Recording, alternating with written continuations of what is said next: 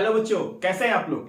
तो जैसा कि आप लोगों को पता ही होगा है ना कि आपका पीएनएसटी एग्जाम का सेकंड सेट का पेपर जो इवनिंग में होना था वो कंप्लीट हो चुका है। ठीक है। और जैसा मुझे बताया था मॉर्निंग में भी मैंने मॉर्निंग वाले सेट के पेपर के बारे में डिस्कस किया था। तो अब आपको मतलब इवनिंग वाले सेट के बारे में अपन डिस्कस करते हैं। ठीक है। तो सबसे पहले मैं आप लोगों को बच्चों एक इंस्ट्रक्शन देना चाहूंगा। ठीक है। बहुत हार्डली इंस्ट्रक्शन है पर आपको चीज को मानना पड़ेगा। देखिए है क्या कि मुझे कुछ बच्चों ने भेजा, कुछ लिंक भेजी यूट्यूब में। बहुत सारे लोग अपने यूट्यूब में वीडियो अपलोड कर रहे हैं और कुछ बच्चों उससे मिसगाइड हो रहे हैं। ठीक है। तो कुछ चैनल्स ऐसे हैं कि जो कि फेक पेपर को सॉल्व करके, हाँ ये पेपर आया था। एक चैनल में ऐसा मैंने जस्ट वीडियो देखा कि उन्होंने देखा कि 17 तारीख का पेपर पूरा सॉल्व कर दिया। हाँ ये आया ये आया। अरे 17 तारीख को पेपर है नहीं हुआ था भाई, 18 तारीख से पेपर है और उन्होंने 17 तारीख का पेपर सॉल्व कर दिया है ना। पूरा उनके पास पेपर पहले से पहुंच गया कि हाँ ये क्वेश्चन आ चुका है, हाँ ये आया है ये आया है ये आया है ये आया है। जबरदस्ती का मतलब आप वो व्यूअर्स पाने के लिए कुछ भी, बच्चों के साथ ये गलत है। उन टीचर्स को मैं बोलना चाहूंगा कि आप ये गलत कर रहे हो क्योंकि बच्चे क्या और उससे मिसगाइड हो रहे हैं है ना। क्वेश्चन सॉल्व कर दे हैं बच्चों, हाँ ये क्वेश्चन 100% आएगा, इस बार सेट में आया, अगले सेट में भी रिपीट होगा, पक्का होगा, ऐसा ऐसा करके बोल रहे हैं और बच्चे परेशान हो रहे चीज को कि सर ऐसा चाहिए क्या। अरे जब 17 तारीख को पेपर हो तो आपने सॉल्व कैसे कर दिया है ना। और ऐसा तो है नहीं कि ऑफिशियल वेबसाइट में पेपर डल गया हो। ठीक है। 18 तारीख का जो आज की पेपर है किसी ऑफिशियल वेबसाइट में तो ही पढ़ेंगे नहीं। ठीक है। तो आप कहां से सॉल्व करें उसको। आपके पास एक ही ऑप्शन है, जो बच्चे पेपर देकर आए हैं उनसे आप पूछिए, उनसे डिस्कस करिए, क्वेश्चंस के बारे में पूछिए, कैसे पेपर आए थे, क्या क्या क्वेश्चन आए थे, इतना ही आप कर सकते हो। पर वो जबरदस्ती अपना बनाए पड़े और कुछ बच्चे उसके बारे में मिसगाइड हो रहे उसके साथ। ठीक है। तो ऐसा आप मत करना। मैं आप बच्चों से बोलना चाहूंगा कि आप लोग ऐसे मिसगाइड मत होना। ठीक है। अगर कोई डालता है कि हाँ ये पूरा क्वेश्चन पेपर मैंने सॉल्व किया हुआ है, इतने तारीख का पेपर, इतने डेट का पेपर, तो गलत है। ठीक है। चलिए, तो अब मुझे कहां से पता चलता है भाई, मैं बच्चों से बात करता हूं। मैंने बोल दिया भैया, काफी बच्चे हैं जो पेपर देने गए हैं, उनसे बात किया, तो पूछा कि हाँ भाई पेपर कैसा गया। उन्होंने अपने बारे में बताया कि सर ये क्वेश्चन ऐसे ऐसे आए हुए थे। तो देन आफ्टर मैं आपसे शेयर कर रहा हूँ वो चीजें। ठीक है। चलिए, तो सबसे पहले अपन देखें तो पेपर की बात करें, जो हमारा सेकंड बैच का पेपर था है ना, इस बैच का सेकंड पेपर था, तो उसके बारे में बात करें तो क्वेश्चंस पेपर ये वाला बच्चों साथ में पिछले वाले से, मॉर्निंग वाले से ज्यादा टफ पेपर रहा। ठीक है। टफ पेपर रहा मतलब कैसे, पिछले वाले मॉर्निंग वाले बैच का पेपर बायो इजी आया था, लेकिन इस सेट का बायो भी बहुत टफ आ गया। ठीक है। इंग्लिश की बात करें तो इंग्लिश में जैसे ग्रामर पोर्शन से ज्यादा कुछ पूछा ही नहीं है ना, इंग्लिश में भी दिक्कत आ गई, इंग्लिश का पेपर भी। फिजिक्स इस वाले सेट का मॉडरेट था, बहुत ज्यादा टफ फिजिक्स नहीं थी, मीडियम में था। ठीक है। अब अपन बात करते हैं केमिस्ट्री की। तो इस सेट का केमिस्ट्री भी बहुत इजी नहीं था।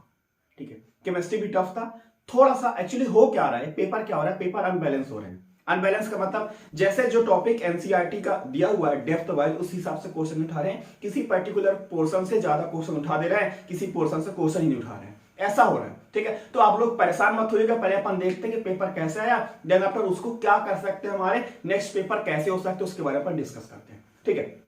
तो सबसे पहले देखते हैं, जैसे मॉर्निंग वाले सेट पे आ गया था सॉलिड से 3, इस बार सॉलिड स्टेट से, ठोस अवस्था से एक क्वेश्चन आया, सॉलिड से एक क्वेश्चन आया। कौन सा, जो आप लोगों को मैंने चार्ट बनवाया था, याद होगा आपको, सीटी और एचएमटी वाला डाला था है ना, उसके भुजा की लंबाई के बीच में और एंगल्स के बीच में जो रिलेशन था, उसके बेसिस पे क्वेश्चन आ गया सॉलिड से। कोऑर्डिनेशन से स्टिल को एक क्वेश्चन आ गया है। कौन सा आया है, समन्वय नंबर निकालना, कोऑर्डिनेशन नंबर निकालने के लिए, इससे भी क्वेश्चन आ गया। ठीक है। एक क्वेश्चन इसका जितना मुझे पता चला मैं उतना बच्चों आपसे डिस्कस कर रहा हूं। ठीक है। एक क्वेश्चन आया था जैसे ऊर्जा स्तर निकालना है ना, जैसे मान लीजिए बताया ना 1s 2s 2p, इस टाइप से इसके ऊर्जा स्तर के बारे में क्वेश्चन को निकालने के आ गया था। ठीक है। केमिकल काइनेटिक्स से क्वेश्चन आया हुआ था।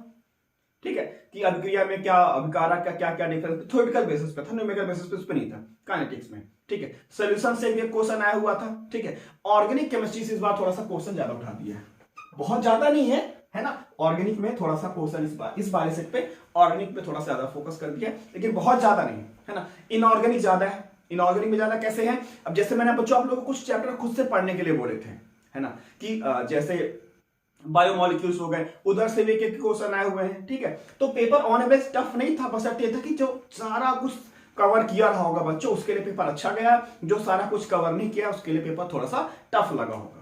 लेकिन जो मॉर्निंग का सेट था उसका बायो बहुत अच्छा आया था, इजी था, जिसकी वजह से बच्चों के नंबर अच्छे स्कोर हो गए। इस वाले सेट पे भी ऐसा नहीं बच्चों ने नंबर स्कोर नहीं किया, बच्चों ने नंबर स्कोर किए हैं। ठीक है। अगर मान लीजिए आपके कुछ नंबर कम होते हैं है ना, तो इतना समझ लीजिएगा कि भैया जब पेपर किसी सेट का टफ आता है तो जब नॉर्मेशन होगा तो नंबर उनके बढ़ जाते हैं, ठीक है। तो उसकी टेंशन मत लीजिएगा, अगर आपके थोड़ा बहुत नंबर आगे पीछे होते हैं तो डेफिनेट सी बात है, अगर पेपर ये सेट टफ रहा, जैसे मुझे पता चला पेपर टफ था, तो आपके नंबर बढ़ जाएंगे, ठीक है। 1 2 नंबर 3 नंबर जिस हिसाब से सेट में आएगा उसके हिसाब से देखेंगे, ठीक है। तो इतने क्वेश्चन अभी मुझे जनरली पता चले हैं, ऐसे क्वेश्चन आए हुए थे। अब अपन क्या कर सकते हैं, अब हमें अगला पेपर, तो वैसे तो बात जो बच्चे पेपर देखकर आ गए उनके लिए कोई मतलब नहीं है वीडियो, लेकिन अब जो देने वाले हैं उनके लिए क्या है, ठीक है। तो अगर मैं बात करूं तो अभी जो हमारा पोर्शन, अभी स्टिल इस पोर्शन में रासायनिक बंध, केमिकल बॉन्डिंग, ठीक है, केमिकल बॉन्डिंग रासायनिक बंध है ना, जिसमें हमने समकरण पढ़ा था, बॉन्ड और निकालना सीखा था, बहुत सारी चीजें सीखी थी, उसको उसने अभी टच नहीं किया, इन दोनों सेट पे इसको टच नहीं किया है। मतलब जो आने वाले सेट होंगे उनका फोकस इस पे पक्का होगा। फिर क्वांटम नंबर, क्वांटम नंबर से दोनों में से किसी सेट में पेपर नहीं थे क्वेश्चन, ठीक है। जब क्वांटम नंबर से नहीं थे तो मतलब इस जो अब ये सेट बनाएगा अगले वाले पेपर में, उनमें यहां पे भी फोकस जाएगा उनका, ठीक है। हाँ, इस सेट में बात करें हम, हाँ तो थर्मो से 3 क्वेश्चन थे, थर्मोडायनेमिक्स उष्मागतिकी से 3 क्वेश्चन आए हुए थे इस चैप्टर में, ठीक है। तो अब जैसे हमारे जो पहले में क्या था, मॉर्निंग बैच में सॉलिड से 3 थे, इस बारे में एक ही है। इसमें क्या था, कोऑर्डिनेशन से 3 थे, इस बारे में क्या थे, एक ही है इस वाले सेट पे। तो क्या करेगा, अब मेरा जो अंदाजा है, जो मेरा अनुमान है अपने सब्जेक्ट को लेकर के, कि अगर वो अभी तक इन पोर्शन में ज्यादा फोकस किया है तो अब इन पोर्शन में जाएगा वो। हाँ, इसमें अभी जस्ट लास्ट में अपन देखा ना, हकस रूल, लास्ट वीडियो में डाला था कि भाई एक क्वेश्चन ये आया था हकस रूल पे, हकस नियम, जिसमें हमने सीखा था ना कौन सा एरोमेटिक है, कौन सा नॉन एरोमेटिक है या एंटी एरोमेटिक है, उसके बेसिस पे क्वेश्चन रहा है, ठीक है बच्चों। तो थोड़ा सा अगर आप फोकस कर दोगे, ठीक है। अब मैं ये नहीं बोलूंगा बच्चों, थोड़ा सा लक की बात जहां होती है तो यही बात है कि आपके किस पोर्शन से आपने पढ़ाई की है, ये थोड़ा सा पेपर बनाने का सिस्टम गलत है, ठीक है। कि क्वेश्चन पेपर को एक डेप्थ के हिसाब से दे, टॉपिक कैसे कैसे होते हैं वहां से क्वेश्चन दो प्रॉपर, सब जगह से आप क्वेश्चन उठाओ तो बच्चों के पेपर अच्छे जाते हैं, बहुत अच्छे जाते हैं। लेकिन पर्टिकुलर किसी एक पोर्शन में ज्यादा फोकस कर दिया, अब मान लो जो आने वाले पेपर हो उनमें इन पोर्शन में ज्यादा फोकस कर देगा तो डेफिनेट सी बात है अब जो पेपर होंगे उनके बच्चों को बहुत अच्छे पेपर चले जाएंगे, जैसा कि मुझे लग रहा है कि नेक्स्ट पेपर जो होंगे वो इधर साइड ज्यादा फोकस करेगा। हाँ, यहां से अभी तक जो हमने पढ़ा नाभिकीय रसायन,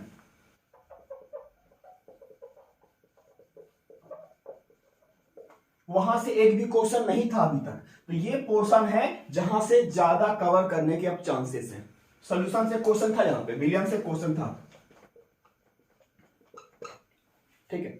अब ये चैप्टर जो है इनको थोड़ा सा आप ज्यादा फोकस करिएगा, जो अपकमिंग होने वाले हैं, ठीक है। जो पेपर अब जो बच्चे देंगे पेपर ना, बाकी जो सेट बचे हुए हैं उनके लिए वो थोड़ा सा फोकस ज्यादा करेगा, क्योंकि अगर यहां भी फोकस किया है अब यहां भी आएगा, क्योंकि क्वेश्चन तो ऐसा नहीं टॉपिक छोड़ देगा, इधर से भी क्वेश्चन आएंगे तो आप इन टॉपिक को और अच्छे से कंप्लीट कर लीजिएगा, ठीक है। अगर आपने थर्मो, हालांकि मैंने वीडियो नहीं बनाया थर्मो के, लेकिन आप लोग फिर भी थर्मोडायनेमिक्स को थोड़ा बहुत देख लीजिएगा, थर्मोडायनेमिक्स को और गैसेस स्टेट को अपने से, ठीक है। हाँ, इस सेट पे न्यूमेरिकल ज्यादा टफ नहीं थे, थोड़ा बहुत रिएक्शन बेसिस पे क्वेश्चन थे, न्यूमेरिकल टफ ज्यादा नहीं आए हुए थे ना, ज्यादा आए ही नहीं थे न्यूमेरिकल पोर्शन पे, ठीक है। मॉर्निंग वाले सेट पे न्यूमेरिकल थे, ठीक है बच्चों। तो इतना ही बोलूंगा, तो मैं ये बोलता हूँ भाई थोड़ा सा फेक वीडियो से दूर रहना, है ना, जो डाल देते हैं ये पूरा सेट आ गया, ये है जो खास तौर से जो टाइपिंग में देता है ना, हाँ ये आया, ये क्वेश्चन ये आया, इसका आंसर ये होगा, इसका आंसर ये होगा, एक भी नहीं, वो फेक बना रहे हैं, है ना। तो उसके बेसिस पे मिसगाइड मत होइएगा। हाँ, मैं भी नहीं बोल रहा हूं भाई, जितना मुझसे बच्चों से बात हो पा रही है मेरी, उनके हिसाब से मैंने डिस्कस किया उनसे, तो आपको मैं बता रहा हूं, और जितना भी मुझे पता चलेगा मैं कोशिश करूंगा आपको बताने की, और बाकी ठीक है। हाँ, तो जैसे सोल्यूशन से क्वेश्चन आ रहे हैं तो मैं नेक्स्ट वीडियो सोल्यूशन का आज ही ट्राई करूंगा बना करके अपलोड कर दूं, जिससे आप लोग एक बार उसको देख लो तो क्वेश्चन उससे भी आपके बन जाए, ठीक है बच्चों। तो चलिए इतना ही, बाकी ऑल द बेस्ट, बाकी बच्चे जो पेपर हैं जिनका आगे में, तो मतलब ये बोल रहा हूं कि बायो है हमारा, ठीक है।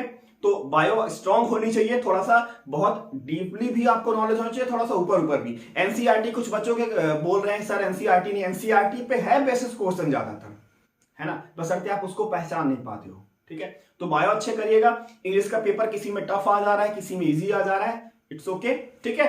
तो अगर आपकी बायो अच्छी है, थोड़ा सा केमिस्ट्री आपने अच्छी की तो बाकी नंबर आपके एवरेज हो जाएंगे, ठीक है बच्चों। तो चलिए इसके बाद नेक्स्ट वीडियो में मिलते हैं। फिजिक्स भी नॉर्मल ही है ना, ज्यादा मॉर्निंग का टफ था, इस बार का थोड़ा सा मॉडरेट था, मतलब मीडियम था, फिर आगे देखते हैं कैसा होता है।